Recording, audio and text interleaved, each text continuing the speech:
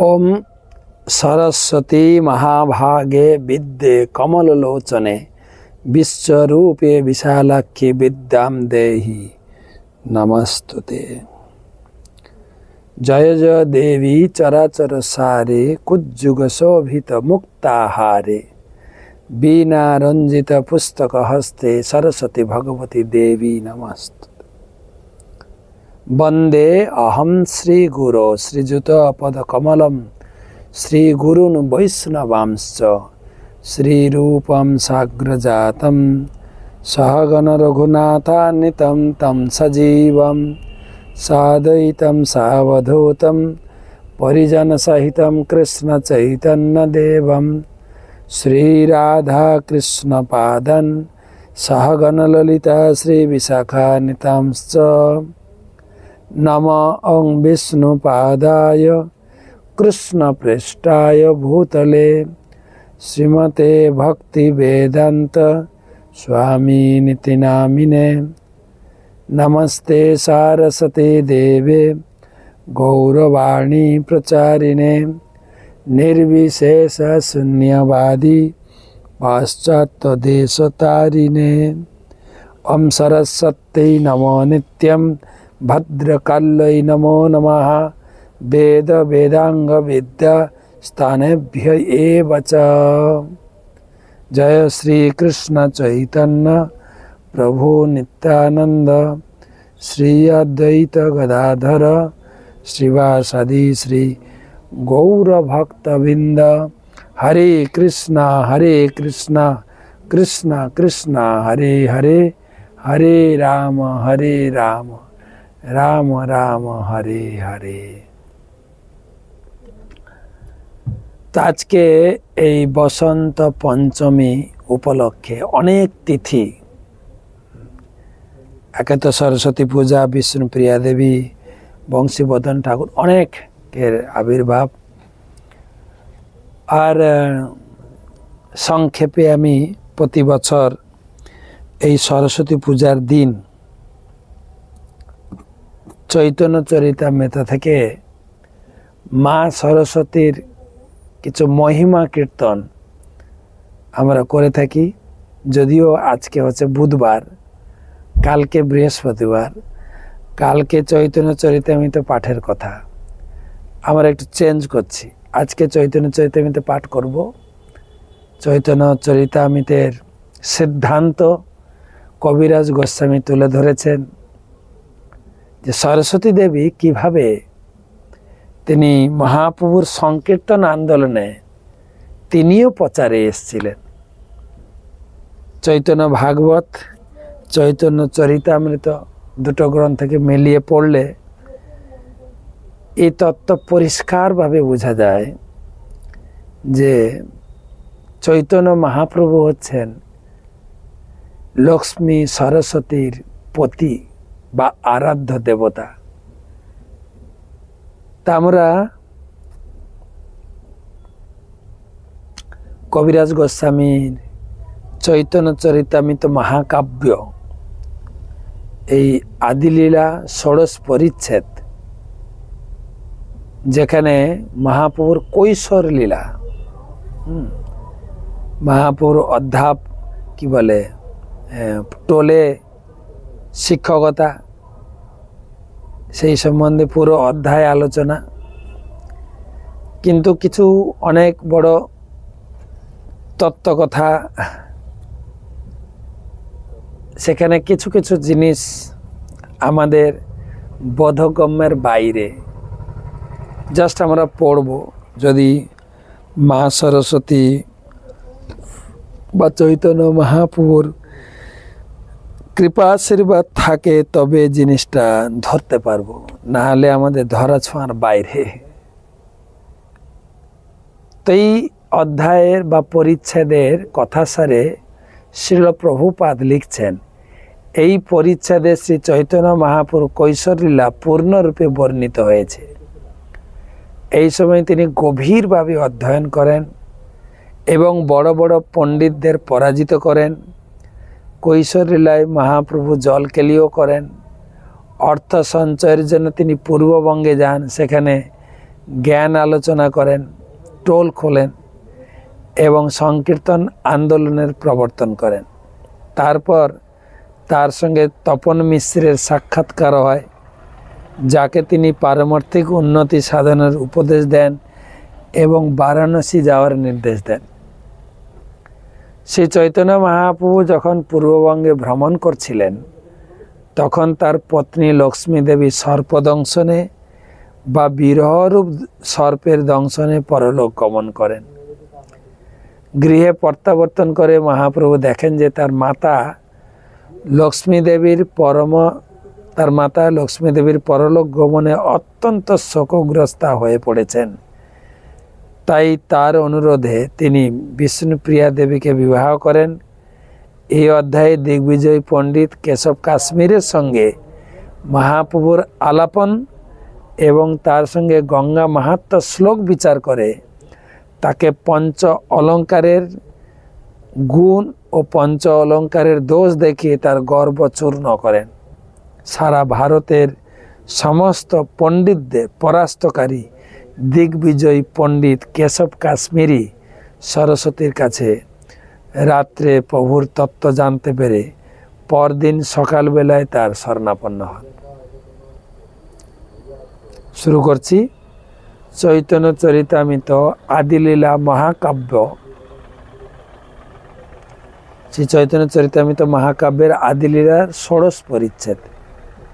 শ্লোক নাম্বার 1। কৃপা সুধা সরির্যস্য বিশ্বমাপ্লাবয়ন্তপি নিচগৈব সদা ভাতি তম চৈতন্য প্রভুম ভজে। যার অমৃতময় করুণা এক মহানদীর মতো সমগ্র বিশ্বকে প্লাবিত করছে এবং নদীর মতো নিম্নগামী হয়ে তার করুণা দরিদ্র অধপতিদের প্রতি বিশেষভাবে প্রসারিত হয়েছে, আমি সেই চৈতন্য মহাপ্রভুকে ভজনা করি। জয় জয় শ্রী চৈতন্য জয় নিত্যানন্দ জয়াদ্বৈত চন্দ্র জয় গৌরভক্তবৃন্দ। জিয়াত কৈশোর চৈতন্য মূর্তিমত্যাগৃহাশ্রমাৎ লক্ষ্মার্চিত অথ বাগদেব্যা দিশাম জয়ী জল জয়চ্ছলাৎ। শ্রী চৈতন্য মহাপ্রভু কৈশোর বয়সে জয়যুক্ত হন। তখন তিনি লক্ষ্মী সরস্বতী উভয় আরাধনা করেছিলেন। লক্ষ্মী দেবী তাকে গৃহে অর্চনা করেছিলেন। দিগ্বিজয়কে পরাস্ত করতে সরস্বতী দেবী তাকে সাহায্য করেছিলেন, অর্চনা করেছিলেন। যেহেতু তিনি হচ্ছেন লক্ষ্মী ও সরস্বতী উভয়েরই পতি বা প্রভু, তাই তাকে আমার প্রণতি নিবেদন করি। কবিরাজ গোস্বামী লক্ষ্মী এবং সরস্বতীর পতি শ্রী চৈতন্য মহাপ্রভু চরণে প্রণাম নিবেদন করেছেন। এই তো কৈশোর লীলার সূত্র অনুবন্ধ শিষ্যগণ পড়াইতে করিলা আরম্ভ। মহাপ্রভু বাল্য পৌগণ্ডবের করে কৈশোরে প্রবেশ করেছেন এবং তিনি এবারে পড়ানো, এতদিন পড়েছেন, এবারে টোল খুলে পড়ানো শুরু করেছেন। শত শত শিষ্যগণে সদা অধ্যাপন ব্যাখ্যা শুনি সর্বলোকের চমকিত মন। শত শত শিষ্য, নিমাই পণ্ডিতের একটা খ্যাতি ছিল, সবাই আমরা নিমাই পণ্ডিতের কাছে গিয়ে পড়ব। সর্বশাস্ত্রে পণ্ডিত, সর্বশাস্ত্রে সর্বপণ্ডিত, পায় পরাজয় বিনয় ভঙ্গিতে কারো দুঃখ নাহি হয়। শিশু পণ্ডিত হলেও তিনি শাস্ত্রের সিদ্ধান্ত দিয়ে সবাইকে পরাস্ত করতেন, কিন্তু বিনয় ভঙ্গিতে।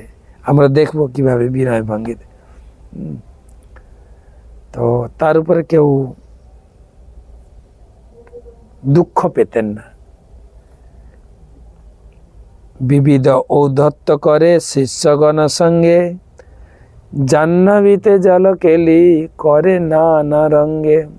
শিষ্যদের সঙ্গে পাণ্ডিত্য নিয়ে খুব তর্ক বিতর্ক হতো, আর শিষ্যদেরকে নিয়ে গঙ্গা জলে গিয়ে জল কেলি করতেন, স্নান করতেন। কতদিনে কইল প্রভু বঙ্গেতে গমন, যাহা যায় তাহা লয় নাম সংকীর্তন পূর্ববঙ্গে গেছিলেন। বিদ্যার প্রভাব দেখি চমৎকার চিতে, শত শত পড়ুয়া আসি লাগিলা পড়িতে। বাংলাদেশে গিয়ে তিনি ভ্রমণ করে করে ছাত্র পড়াতেন এবং নাম সংকীর্তন প্রচার করতেন। আর নিমাইয়ের পাণ্ডিত্য দেখে শত শত পড়ুয়া এসে নিমাইয়ের টোলে অংশগ্রহণ করলো। এখনো বাংলাদেশে পদ্মার তীরে বেশ কয়েকটি টোলের নাম শোনা যায়, যেখানে যেখানে মহাপ্রভু টোল খুলেছিলেন। সেই দেশে বিপ্র নাম মিশ্র তপনম, নিশ্চয় করিতে নারে সাধ্য সাধন। বাংলাদেশের পূর্ব বাংলায় তপন মিশ্র নামে একজন ছিলেন। তিনি বহু শাস্ত্র পড়েছেন এবং ঠিক সাধন তত্ত্বটা তিনি নির্ধারণ করতে পারছিলেন না। সেই জন্য সিদ্ধান্ত হচ্ছে বেশি যেন বই না পড়ি, তাহলে কিন্তু বিভ্রান্ত হওয়ার সম্ভাবনা থাকে। বহু শাস্ত্রে বহু বাক্যে চিত্তে ভ্রম হয়, সাধন সাধ্য শ্রেষ্ঠ না হয় নিশ্চয়। কবিরাজ গোস্বামী সিদ্ধান্ত দিলেন, বহু শাস্ত্রে বহু বাক্যে অনেক অনেক বই পড়ব, অনেক অনেকের কথা শুনব। বহু শাস্ত্রে বহু বাক্যে, এখানে বিচলিত এক নানামুনি নানামত, একজন বলবে এইটা করে, একজন বলবে না।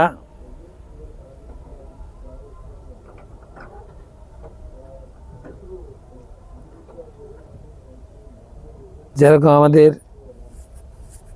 অনেক কেউ বলবেন একাদশীতে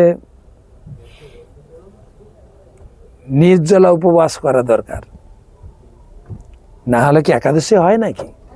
ফলমূল খেলাম, অনুকল্প প্রসাদ পেলাম, অনুকল্প তো না বৃহৎ কল্প। আমরা এই অযোধ্যাতে রয়েছি, আমাদের যে ক্যাম্প সেখানে রান্না হচ্ছে, একদিকে গৌরনীতের পুজো হচ্ছে, একদিকে নাম সংকীর্তন, একদিকে বই বিতরণের কর্মযজ্ঞ। গতকালকে সারাদিন মাথায় করে বই নামিয়েছি। বই এসছে 31,000 গীতা। এটা আমাদের কয়েকদিনে শেষ করতে হবে। আবার শনিবার দিন ঢুকবে প্রায় 40-41,000-এর মাঝামাঝি, 40,000 কতগুলো বই, 1200 কত কার্টুন যেন। তো তারপরে থাকার জায়গা, বৈভবপূর্ণ থাকার জায়গা, যেখানে রান্না হচ্ছে, মেগা কিচেন, প্রতিদিন 10,000 লোকের রান্না হয় একসঙ্গে, দুবার রান্না হয়, সকালে বিকালে। আর অপূর্ব প্রসাদ। একাদশী তো না অনুকল্প না, বৃহৎ কল্প। সবার মুখে মুখে একটা কথা, যে একাদশী বলে তো মনে হলো না। হ্যাঁ, তো কেউ বলবে প্রসাদ পাও, ভজন করো, সেবা করো। কেউ বলবে না একাদশীর দিন নির্জলা থাকতে হবে। কেউ বলবে না ফল খেতে হবে। কেউ বলবে না অনুকল্প প্রসাদ পাওয়া যায়। কেউ বলবে না অনুকল্প প্রসাদের ভিতরে অনেক মিক্স থাকে। হ্যাঁ, সে আবার মতান্তর থাকে। সাগু খাওয়া যাবে, খাওয়া যাবে না। শ্যামা চাল খাওয়া যাবে, খাওয়া যাবে না। গাজর খাওয়া যাবে, খাওয়া যাবে না। টমেটো খাওয়া যাবে, খাওয়া যাবে না। এ অনেক বিভ্রান্ত হয়ে যাবে না। বহু বাক্যে বহু শাস্ত্রে চিত্তভ্রম হয়। জিরা খেতে আছে কি? কাঁচা লঙ্কা খেতে আছে কি?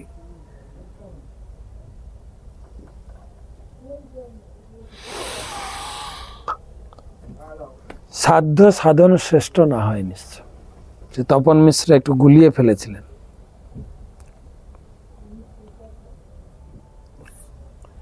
তো সেই তপন মিশ্রের রাত্রে যখন শুয়েছিলেন, স্বপ্নে এক বিপ্র কহে, শুনহ তপন নিমাই পণ্ডিত পাশে করহ গমন। এই তপন মিশ্র ঘুম থেকে উঠে নিমাই পণ্ডিত এসছে বাংলাদেশে, তার সঙ্গে গিয়ে দেখা করো। তেহ তোমার সাধ্য সাধন করিবে নিশ্চয়, সাক্ষাৎ ঈশ্বর তেহ নাহিক সংশয়। তিনি তোমার সাধ্য সাধন তত্ত্ব ঠিক নির্ধারণ মানে নিশ্চয় করে দেবেন। তিনি হচ্ছেন সাক্ষাৎ ঈশ্বর, কোনো যেন মনে সংশয় না থাকে। স্বপ্ন দেখি মিশ্র আসি প্রভুর চরণে, স্বপ্নের বৃত্তান্ত সব কইল নিবেদনে। প্রভু তুষ্ট হইয়া সাধ্য সাধন কহিল, নাম সংকীর্তন কর উপদেশ কইল। তার ইচ্ছা প্রভু সঙ্গে নবদ্বীপে বসি, প্রভু আজ্ঞা দিল তুমি যাও বারাণসী। তপন মিশ্রের ইচ্ছা ছিল আমি মহাপ্রভুর সঙ্গে নবদ্বীপে থাকবো। মহাপ্রভু বলছেন না, তুমি চলে যাও, কাশিতে বাস করো। আমরা এই অযোধ্যাতে এখান থেকে বারাণসী কাশী বেশি দূর না, কাছে। তাহা আমার সঙ্গে তোমার হবে দর্শন, তাহা আজ্ঞা পাইয়া মিশ্র কইল কাশীতে গমন। প্রভুর অতর্ক লীলা বুঝিতে না পারি, সসঙ্গ ছাড়াইয়া কেন পাঠাই কাশীপুরী। এই মতো বঙ্গের লোকের কইলা মহাহিত, নাম দিয়া ভক্ত কইল পড়াইয়া পণ্ডিত। তো মহাপ্রভু তপন মিশ্রকে পাঠিয়ে দিলেন কাশীতে। এরপরে জানা যাবে কেন তাকে কাশী পাঠালেন। না, মহাপ্রভু চেয়েছিলেন কাশীকেও, কাশীর সব মায়াবাদী লোকদের তিনি হরিনাম প্রচার করার চেষ্টা করেছিলেন, সূচনা করেছিলেন তপন মিশ্রকে পাঠিয়ে। পরে কাহিনী শুনব। মহাপ্রভু যখন গিয়েছিলেন, এই তপন মিশ্র সমস্ত সম্প্রদায়ের লোকদের নিয়ে একটা মহাসভার আয়োজন করেছিলেন।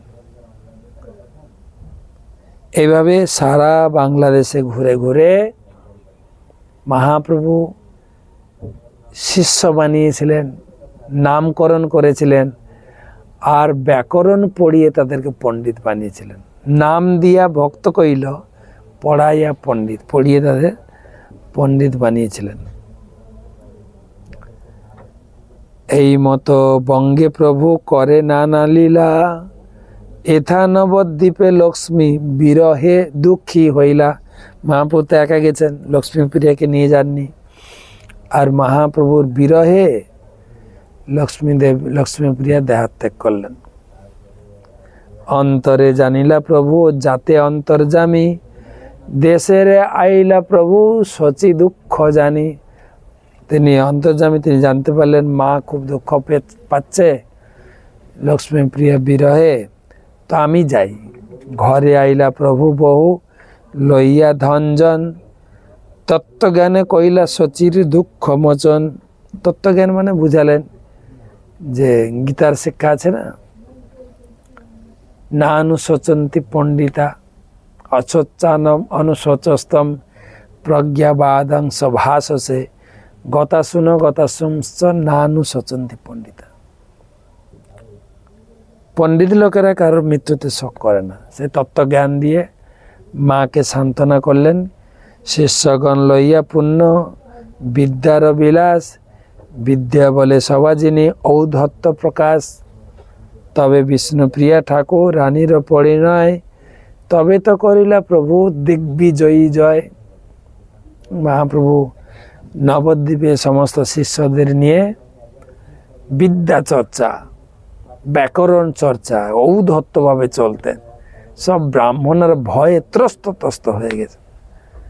আর সেই সঙ্গে বিষ্ণুপ্রিয়ার সঙ্গে তার বিবাহ কার্য সম্পন্ন হলো। তো কবিরাজ গোস্বামী বলছেন, বৃন্দাবন দাসী ইহা করিয়াছেন বিস্তার, স্ফুট নাহি করে দোষ গুণের বিচার। সেই অংশ কহি তারে করি নমস্কার, যা শুনি দিগ্বিজয়ী কইল আপনা ধিক্কার। আমি আর ডিটেলসে যাচ্ছি না, কেননা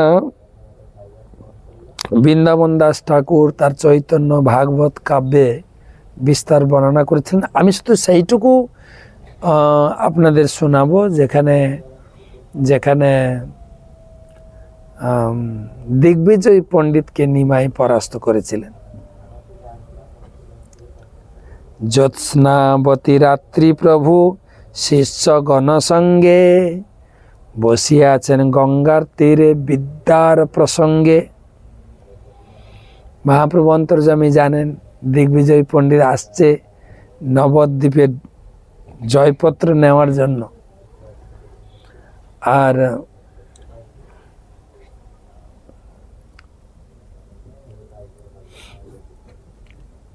আসছে মানে বিশাল আড়ম্বর, হাতি ঘোড়া ব্যান্ড পার্টি তাসা পার্টি, বিশাল দিগ্বিজয়ী পণ্ডিত কি জয় জয় জয় ধ্বনি দিয়ে আসছেন।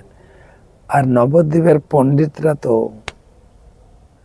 ভয়ে পালিয়ে গেছে, তারা সবাই দেখিয়ে দিয়েছে ওই নিমাই পণ্ডিতের কাছে যান। আর নিমাই পণ্ডিত চিন্তা করলেন যে সভার মাঝে গ্রামের ভিতরে যদি একে পরাস্ত করা যায় বেচারা আর বাঁচবে না, এত বড় অহংকারী ব্যক্তি তো, লোকের সামনে অপমান করাটা ঠিক না। তাই ছাত্রদের পড়ানোর ছল করে নিমাই চলে গেলেন গ্রাম থেকে দূরে, গঙ্গার তীরে বসলেন, যেখানে দিগ্বিজয়ী পণ্ডিত ওখানে আসবেন। জ্যোৎস্নাবতী রাত্রি, পূর্ণিমা রাত ছিল, শিষ্যগণ সঙ্গে বসিয়াছেন গঙ্গা তীরে বিদ্যার প্রসঙ্গে। হেনকালে দিগ্বিজয়ী তাহাই আইলা গঙ্গার বন্দন করি প্রভুরে মিলিলা। আর সেই দিগ্বিজয়ী পণ্ডিত তিনি আসছেন, কিভাবে আসছেন তার বর্ণনা আপনি চৈতন্য ভাগবতে পাবেন। একদম হাতির উপরে চড়ে মশাল নিয়ে হুঙ্কার দিতে দিতে তিনি আসছেন। আর শিষ্যরা বলছেন, পণ্ডিত মশাই এই সেই দিগ্বিজয়ী পণ্ডিত, তার কি গর্জন। মহাপ্রভু বলছেন ভগবান ঔদ্ধত্য পছন্দ করেন না।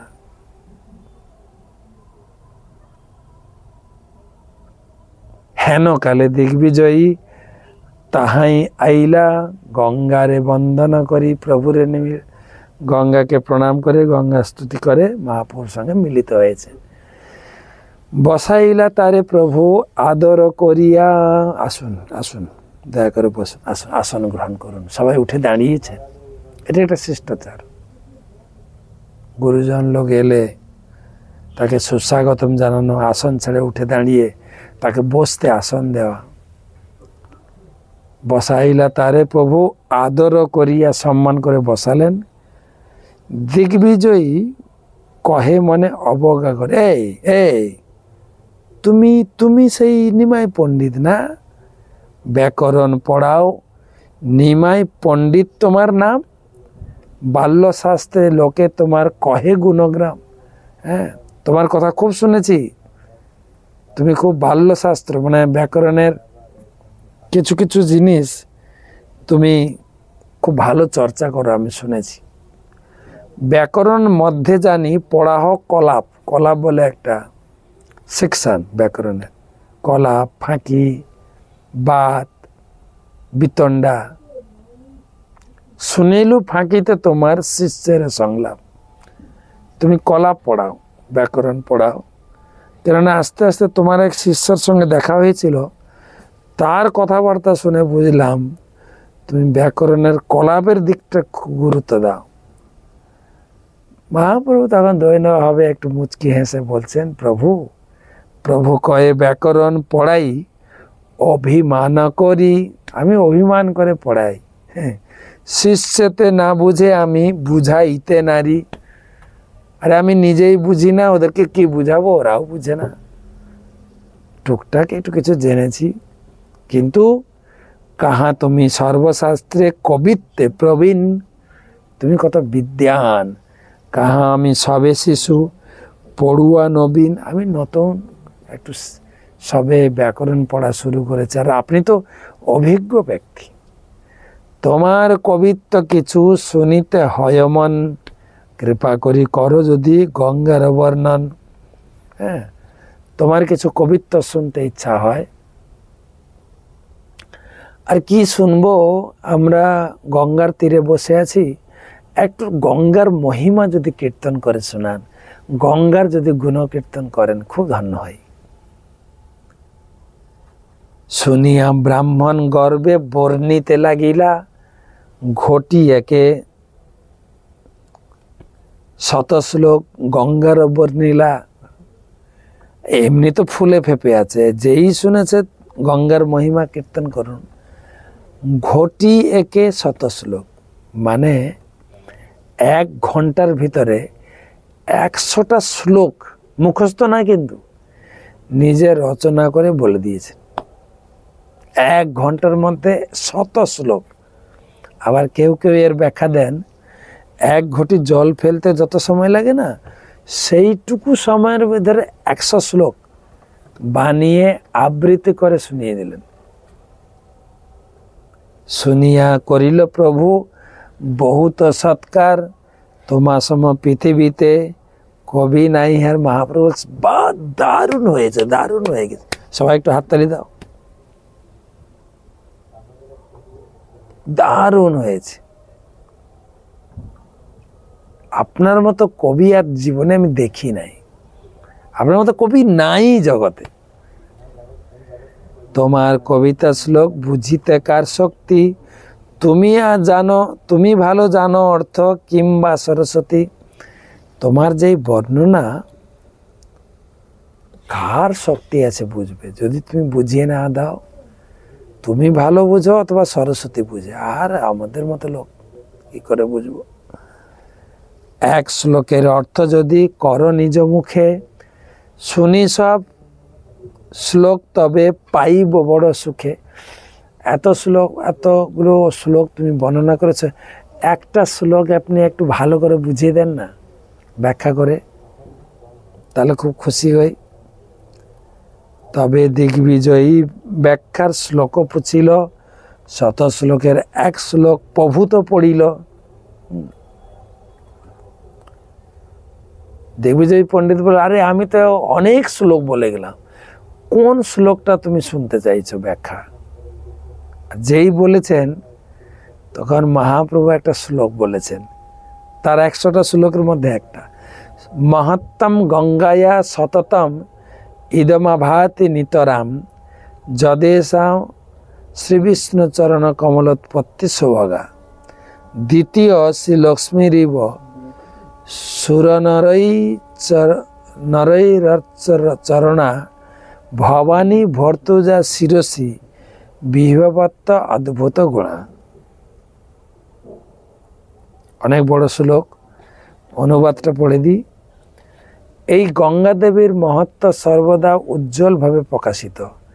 তিনি সবচাইতে সৌভাগ্যবতী, কেননা তিনি শ্রী বিষ্ণুর চরণ কমল থেকে উৎপন্ন হয়েছেন এবং তাই তিনি লক্ষ্মী দেবীর দ্বিতীয় স্বরূপের মতো দেবতা ও মানুষের দ্বারা সর্বদা পূজিত হন। অদ্ভুত গুণসমূহের দ্বারা বিভূষিতা হয়ে তিনি ভবানীপতি মহাদেবের মস্তকে বিরাজ করার সমৃদ্ধি লাভ করেছেন। এই শ্লোকের অর্থ কর প্রভু যদি কইল, বিস্মিত হইয়া দিগ্বিজয়ী প্রভুরে পুছিল।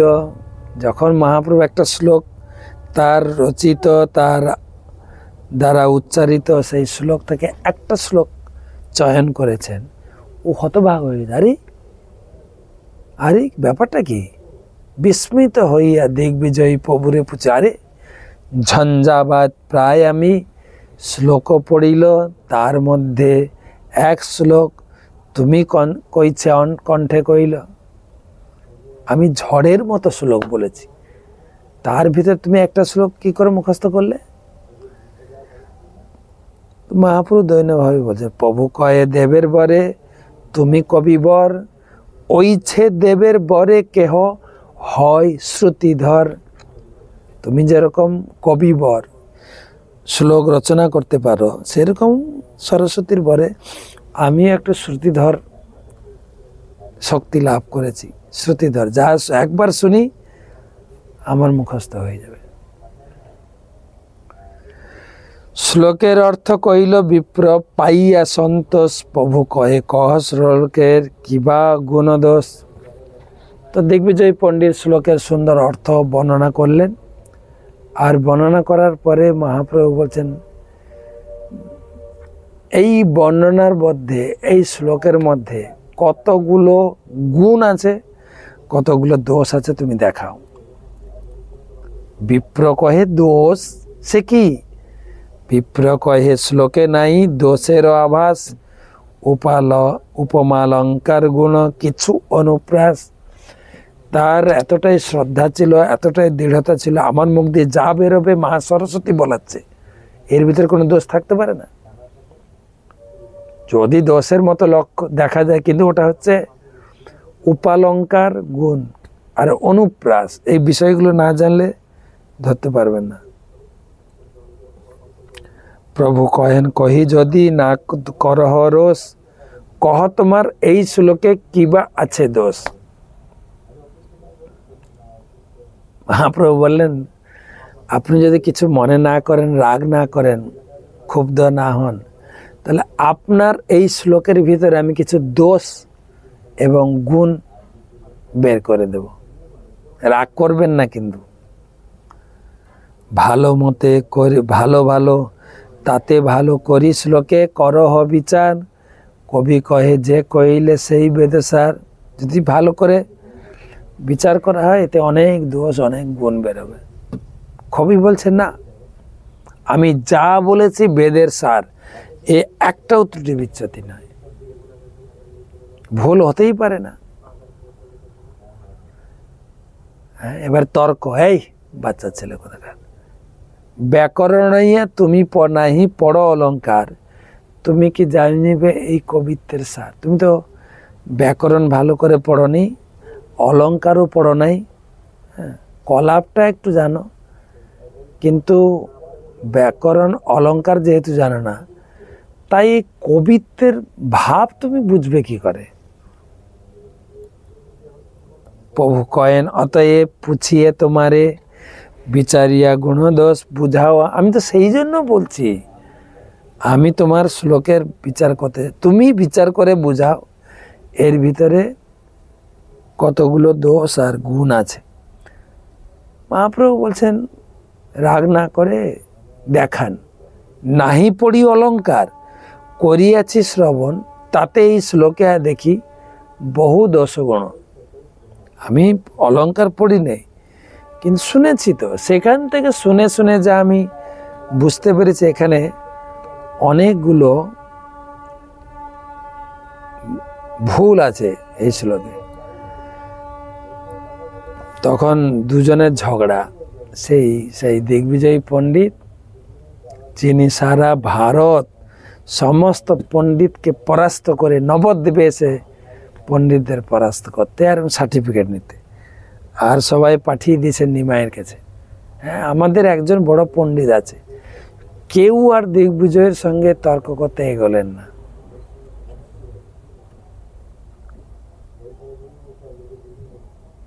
রেগে মেগে বলছেন দিগ্বিজয় পণ্ডিত, কবি কহে কহ দেখি কোন গুণ দোষ। হ্যাঁ, এই আমার লেখার ভিতরে আমার বর্ণনা কি ভুল আছে দেখাও তো তুমি। প্রভু কহেন কহি শুন না করি হরস। রেগে যাচ্ছেন কেন? এটা আলোচনা হচ্ছে, রাগ করেন না, আমি কি কি দোষ আছে বলছি।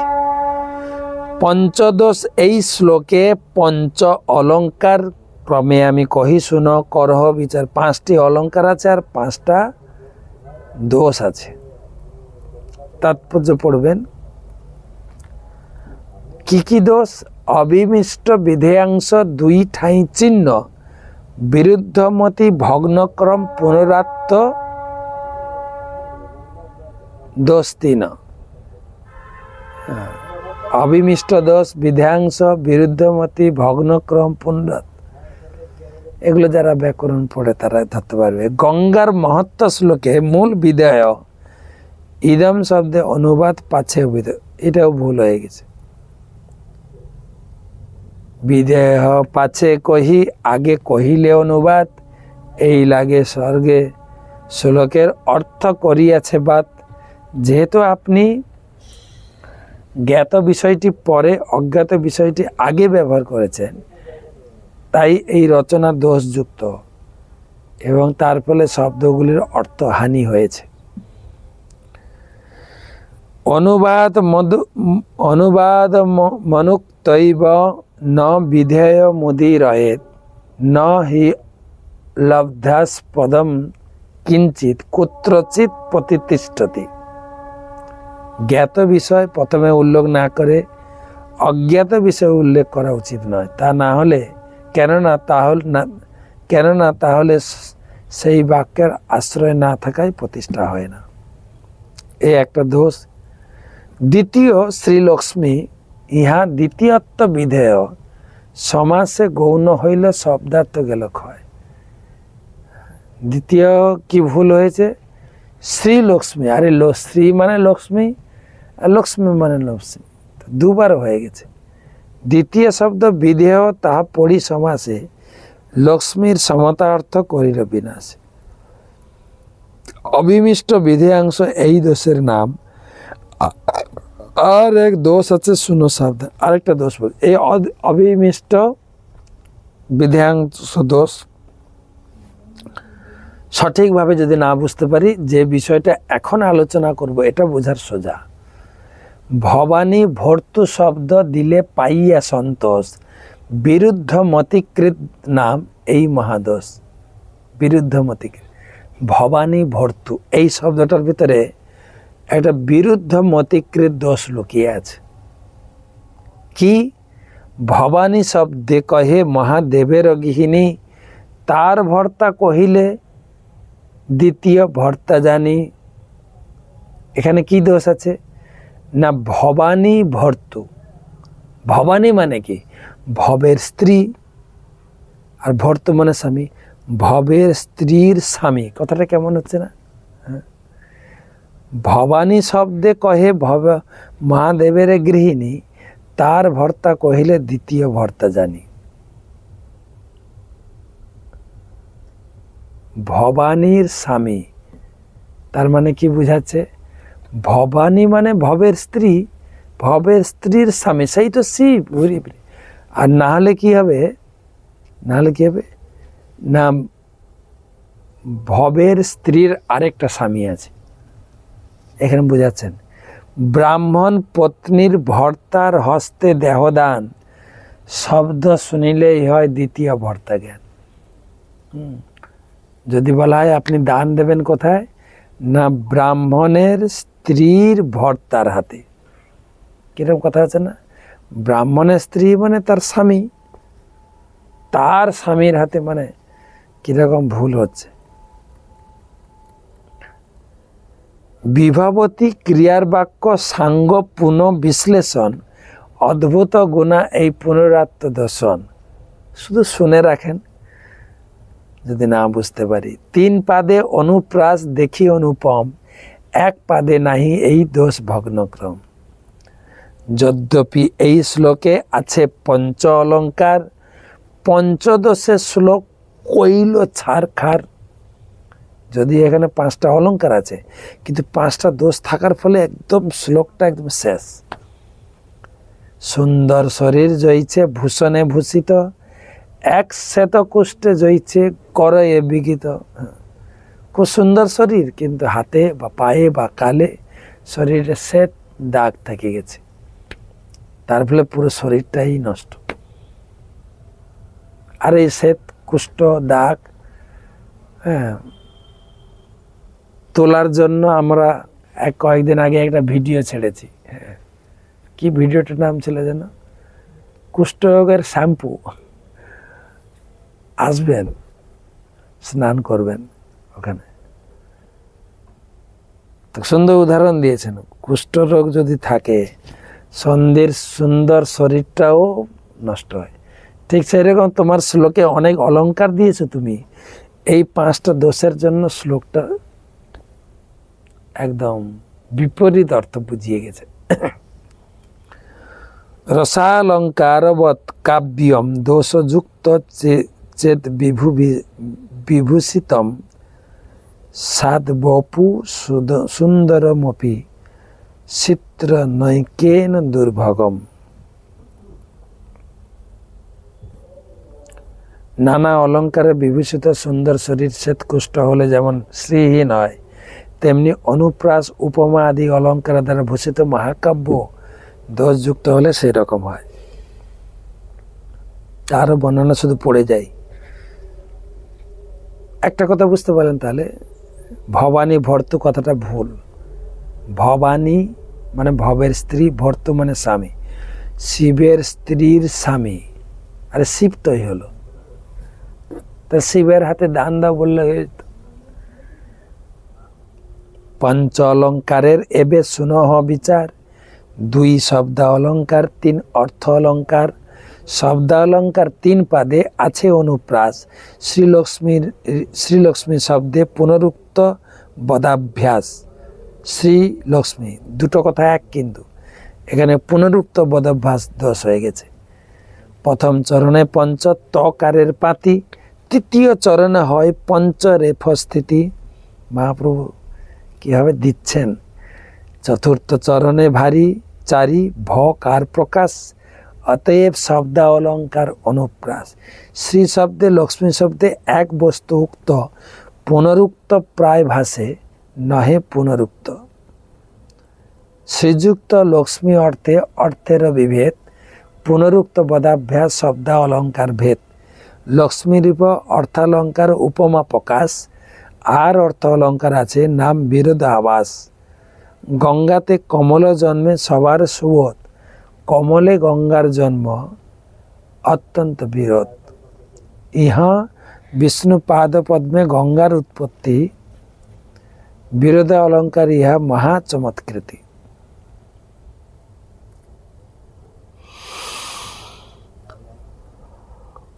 ঈশ্বর অচিন্ত শক্তে গঙ্গার প্রকাশ, ইহাতে বিরোধ নাই বিরোধ আভাস।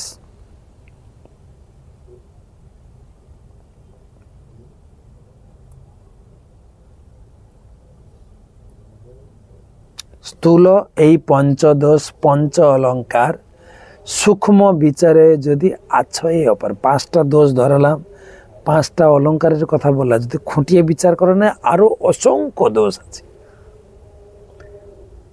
প্রতিভা কবিত্ব তোমার দেবতা প্রসাদে, অবিচার কাব্য অবশ্য পড়ে দোষ বাঁধে।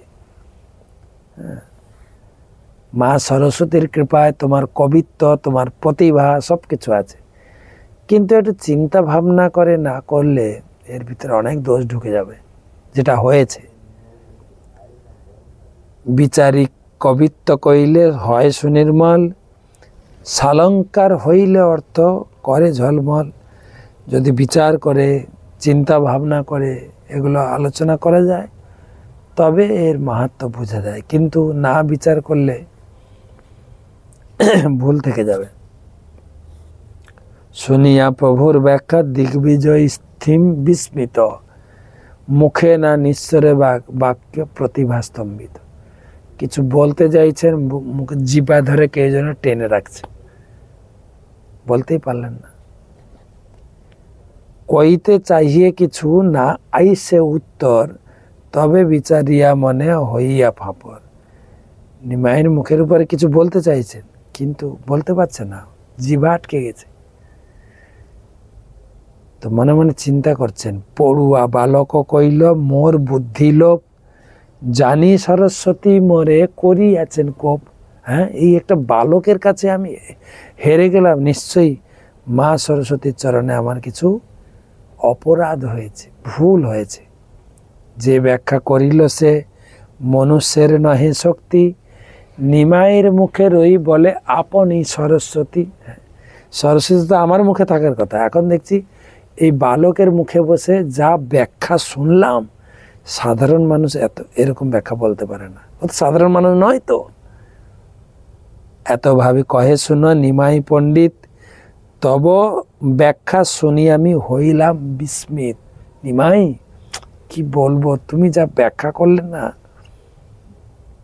দারুণ। অলঙ্কার নাহি পড়ো, নাহি শাস্ত্রাভাস, কেমনে এসব অর্থ করিলে প্রকাশ।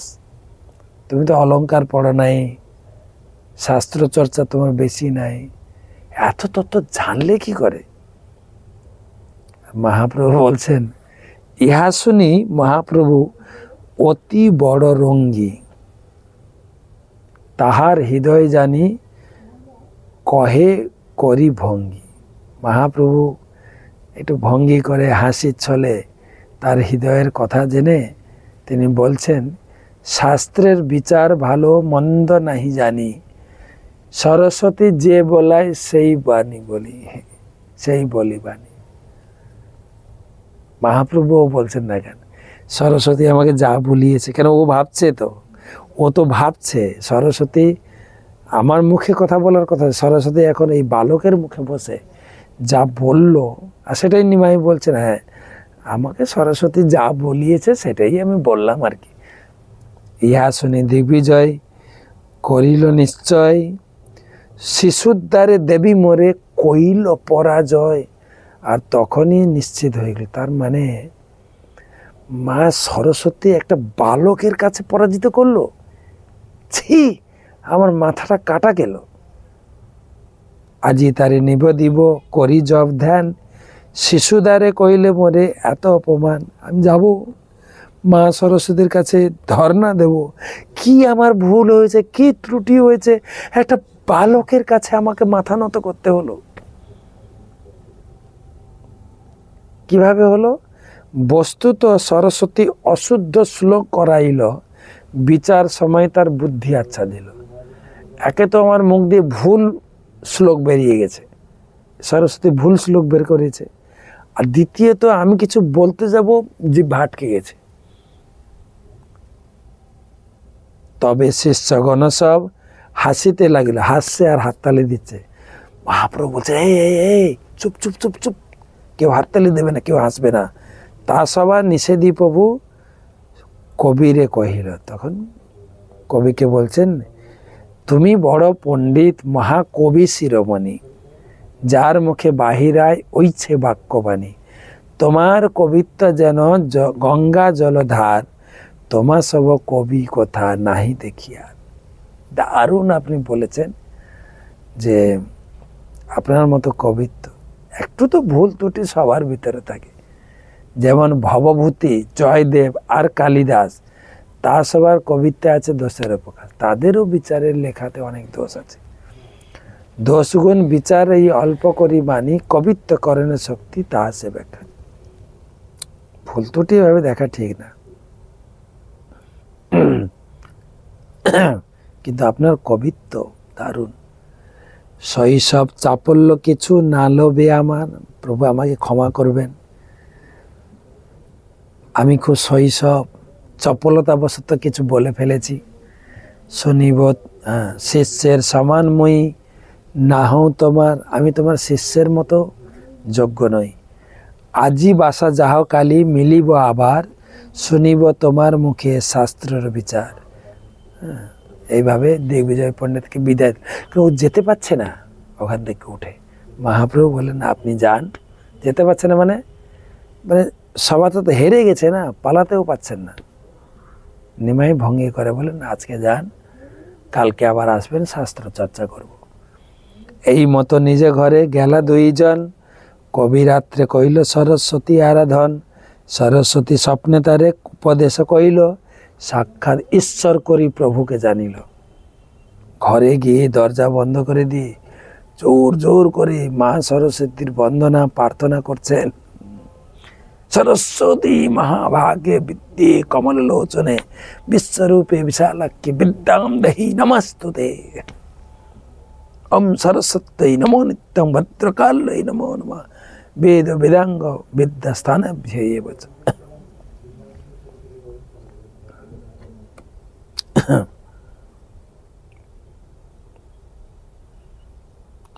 তো তখন সরস্বতী সাক্ষাৎ প্রকাশিত হলেন। প্রকাশিত হয়ে বললেন, বৎস, ও বাচ্চা ছেলে না, ও সাক্ষাৎ ভগবান, আমার পতি, আমার প্রভু, আমি যার আরাধনা করি। কাল সকালে ঘুম থেকে উঠে পাতে আসি প্রভু পদে লইল শরণ। প্রভু কৃপা কইল তার সকালে গিয়ে সেই নিমাইয়ের চরণে পড়ো, নিমাইয়ের চরণে ভিক্ষা মাগো এবং প্রার্থনা করো, তার ভক্ত হয়ে যাও। কবিরাজ গোস্বামী বলছেন, ভাগ্যবন্ত দিগ্বিজয়ী সফল জীবন বিদ্যা বলে পাইল মহাপ্রভুর চরণ। চৈতন্য গোসাই এসব লীলা বর্ণিয়াছেন বৃন্দাবন দাস, যে কিছু বিশেষ ইহা করিলা প্রকাশ। চৈতন্য গোসাইয়ের লীলা অমৃতের ধার, সর্ব ইন্দ্র তৃপ্ত হয় শ্রবণে যাহার।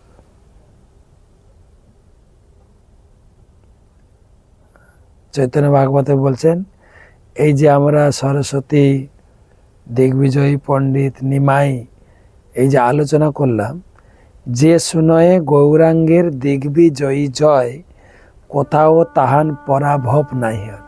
এই কাহিনী যে শুনবে সে কোথাও পরাস্ত হবে না শাস্ত্র যুক্তিতে। বিদ্যারস গৌরাঙ্গের অতি মনোহর, ইহা যেই শুনে হয় তার অনুচর। আর এই লীলাটা যে শ্রবণ করবে সে মহাপ্রভুর অতি অবশ্যই ভক্ত হবে। তারও বিস্তারিত রয়েছে, এইটুকু আমরা জানি। মা সরস্বতীর কৃপায় দিগ্বিজয়ী পণ্ডিত মহাপ্রভুকে চিনতে পেরেছিলেন। আমরা যেন গীতা ভাগবতম পড়ে মা সরস্বতীর কৃপায় মহাপ্রভুকে, কৃষ্ণকে জানতে পেরে তার ভক্ত হয়ে জীবন, আমাদের মনুষ্য জীবনকে সফল করতে পারি। সরস্বতী মায় কি জয়। তো আজকে প্রশ্ন নেব না, শুধু গীতার স্কোরটা ঘোষণা করব।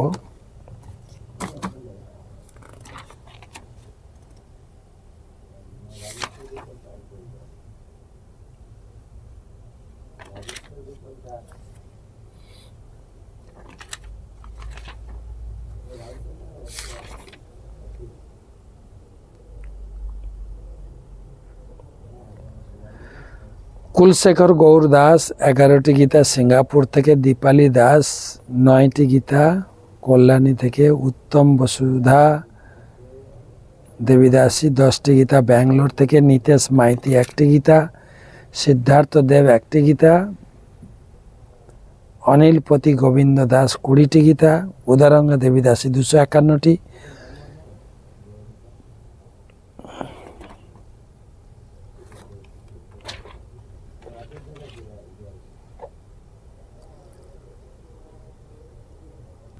অরুণ কান্তি গৌরাঙ্গ প্রভুর গ্রুপে যারা দিয়েছেন, স্বর্গীয় দীনেশ চন্দ্র সাহা 1টি, পদ্মারানী সাহা 1টি, প্রণব কুমার সাহা 1টি, অভিজিৎ কুমার সাহা 1টি, অরিজিৎ সাহা 1টি, স্বর্গীয় নারায়ণ চন্দ্র সাহা 1টি, শিবানী সাহা 1টি, রণিচন্দ্র সাহা 1টি, রবি সাহা 1টি,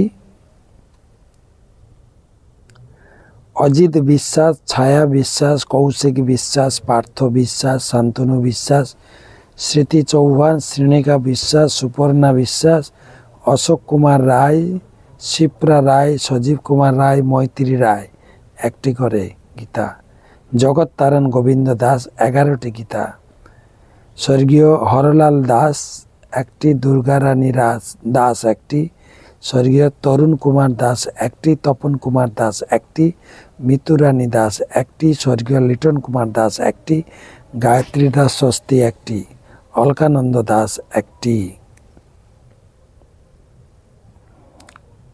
আমাদের মানসী সরকার মাতাজি গ্রুপে যারা গীতা দিয়েছেন, মাধবী লতা রাধা দেবী দাসী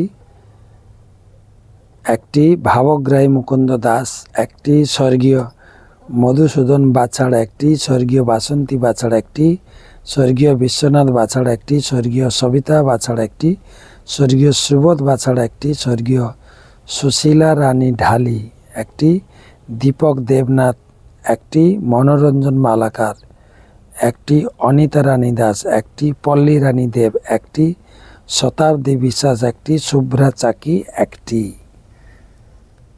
এই সমস্ত ভক্তরা আজকে গীতা দান করেছেন। আজকে পবিত্র পঞ্চম বসন্ত পঞ্চমী তিথিতে আপনাদের সকলের পরিবারের মঙ্গল কামনায় আজকে মা সরস্বতী দেবী, বিষ্ণুপ্রিয়া দেবী, ভগবান রামলাল্লার চরণে বিশেষ প্রার্থনা জানাই। হরে কৃষ্ণা কৃষ্ণ কৃষ্ণ হরে হরে, হরে রাম রাম রাম হরে হরে। জয় শ্রী রাম।